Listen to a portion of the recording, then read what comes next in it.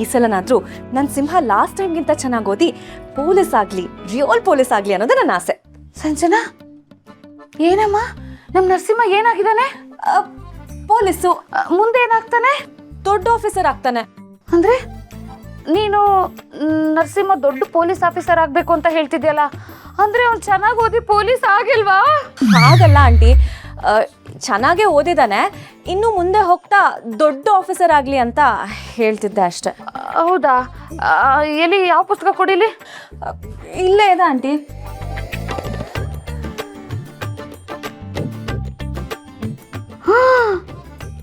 ಅವ್ನು ಪೊಲೀಸ್ ಪರೀಕ್ಷೆ ಬರೆಯೋದಕ್ಕೆ ಇದೇ ಪುಸ್ತಕ ಕಣಮ್ಮ ಓದಿದ್ದು.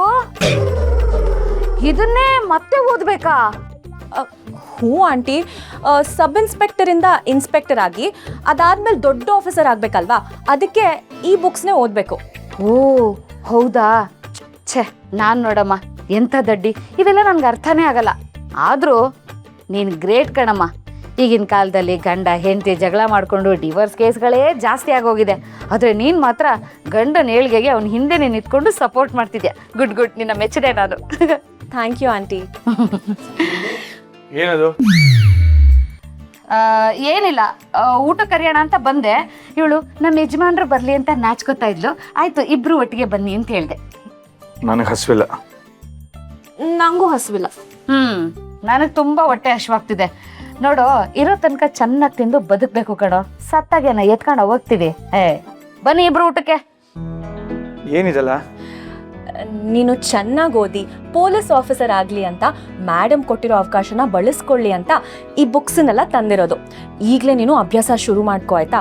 ನಿನ್ನ ಡ್ರೆಸ್ನ ಅಯರ್ನ್ ಮಾಡೋದು, ಶೂ ಪಾಲಿಷ್ ಮಾಡೋದು, ಊಟ ತಿಂಡಿ ಎಲ್ಲದನ್ನು ನಾನೇ ನೋಡ್ಕೊಳ್ತೀನಿ. ಎಲ್ಲ ಜವಾಬ್ದಾರಿ ನಂದು. ಜಾಸ್ತಿ ಮಾತಾಡಬೇಡ. ನಾನು ಇವತ್ತು ಸುಳ್ಳು ಹೇಳಿ ಪೊಲೀಸ್ ಆಫೀಸರ್ ಆಗಿರೋದು ಸಿಕ್ಕಾಕೊಂಡಿರೋದಕ್ಕೆ ನೀನೇ ಕಾರಣ. ನಾನು ಏನು ತಪ್ಪು ಮಾಡಿಲ್ಲ ಅಂದ್ರೂ ಯಾವಾಗಲೂ ನನ್ನನ್ನು ಬೈತಾನೆ ಇರ್ತೀಯ. ಆವತ್ತು ನಾನು ಹೇಳಿದ್ದಕ್ಕೆಲ್ಲ ಕರೆಕ್ಟಾಗಿ ಆನ್ಸರ್ ಬರ್ತಿದ್ರೆ ಇವತ್ತು ಈ ಪರಿಸ್ಥಿತಿ ಬರ್ತಾನೆ ಇರಲಿಲ್ಲ. ನರಸಿಂಹ, ನೀನು ಹೇಳಿದ್ದನ್ನೇ ನನ್ನ ಪೇಪರ್ ಮೇಲೆಲ್ಲ ಬರ್ದಿರೋದು. ಪ್ರಾಮಿಸ್.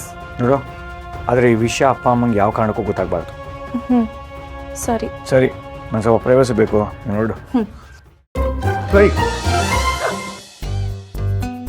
ಅತಿ ಆಯ್ತು ನಿಂದು. ಪದೇ ಪದೇ ಹೇಳಿದಷ್ಟು ಜಾಸ್ತಿ ಮಾಡ್ತಾ ಇದೆಯಾ? ಕಿಸ್ ಕೊಡೋದ್ರಿಂದ ಅದು ಮೆಡಿಸಿನ್ ಥರ ರಿಯಾಕ್ಟ್ ಆಗುತ್ತಂತೆ.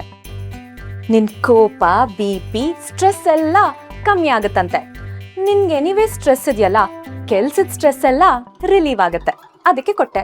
ನೋಡು, ನಾನು ಪದೇ ಪದೇ ಹೇಳಲ್ಲ, ಮತ್ತಿನೊಂದ್ಸತಿ ಹಿಂಗೆ ಮಾಡಿದ್ರೆ.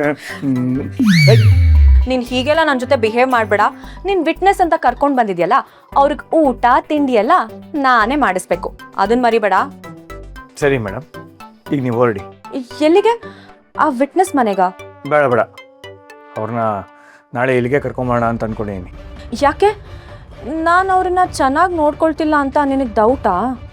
ಹಾಗೇನಿಲ್ಲ, ಅವ್ರು ಇಲ್ಲಿದ್ದರೆ ಎಲ್ಲರ ಜೊತೆ ಬೆರೆತರೆ ಅಟ್ಲೀಸ್ಟ್ ಮಾತಾಡ್ತಾರೆ ಅಂತ. ಆಮೇಲೆ ಇಲ್ಲಿದ್ರೆ ಸೇಫ್ಟಿ ಅಂತ ಅನ್ನಿಸ್ತು, ಅದಕ್ಕೆ ಕರ್ಕೊಂಬರ್ತೀನಿ. ಗುಡ್, ಒಳ್ಳೆ ಐಡಿಯಾನೇ.